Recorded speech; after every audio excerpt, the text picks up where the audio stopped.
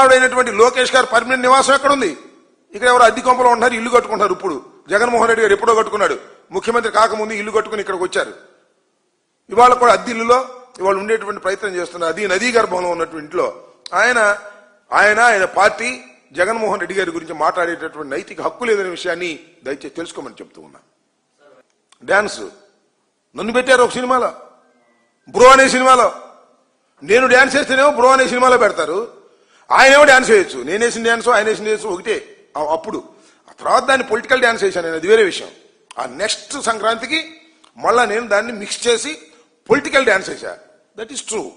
Political విమర్శతో కూడుకున్నటువంటి dance వేసా. పవన్ కళ్యాణ్ గారు అన్నదాని మీద వ్యతిరేకంగా డాన్స్ వేసా.